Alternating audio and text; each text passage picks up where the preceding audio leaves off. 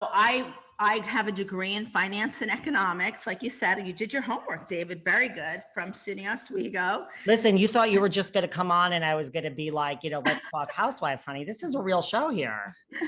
I see that. And so I really thought, growing up, I remember reading in the New York Times Magazine about this woman. Her name was Elaine Gazzarelli. She was like maybe you've heard of her, Elyse. She was like the first woman on Wall Street.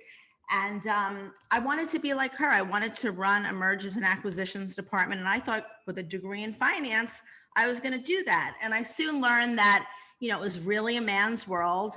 And my boss, I was 21 years old at the time, my boss overturned my desk because I really wanted to get involved in the trading aspect of where I was working. And he just wanted me to go get him coffee, every hour. And I ended up getting fired. Actually, I didn't leave. I got fired from that job. And I heard my mom and her friends talk about like the contractors that never showed up. And, honey, can you get this done? Can you hang the picture? Can you fix the leaky faucet? And I was like, you ladies should know how to do all this stuff yourself. So a light bulb went off in my head and I said, I'm going to start a home improvement company and focus on women that couldn't get things done in their homes. So I went to Minuteman Press with $60. I made up some business cards and I called it stand-ins because I was a stand-in for the homeowner.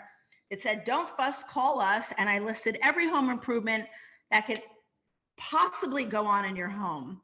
And I stood outside of this shopping center and I lived at home. How old were you at the time? 21? So I was about 22 at the time. And we had moved to New Rochelle by this point, Westchester County. And I lived at home and I put my home phone number on these business cards. So my mom would answer the phone and she'd be like, Barbara, it's Mrs. Birnbaum from Scarsdale. And she says that you're going to fix her leaky faucet. And I'd be like, that calls for me, Mom. And she's like, well, what do you know about fixing a leaky faucet? And I said, well, I know nothing, but I'm going to learn. So then I would look in the local paper, find, okay, leaky faucet, that's a plumber, right? So then I would find the plumber. I would bring the plumber to the woman's house.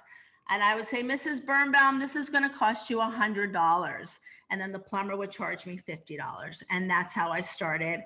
And I grew my business over the course of 20 years, to be a very large construction company in New York City, but not without pitfalls. I mean, I had really hit rock bottom at one point in my life, and we can go into that because I'm always trying to tell people the trajectory does not go straight up. You're going to hit a wall at some point, and there's going to be a learning curve. There's going to be something that is going to be a setback in life. And, it's the people that persevere and are able to get back up and do it again and not quit, because if you quit, you're done.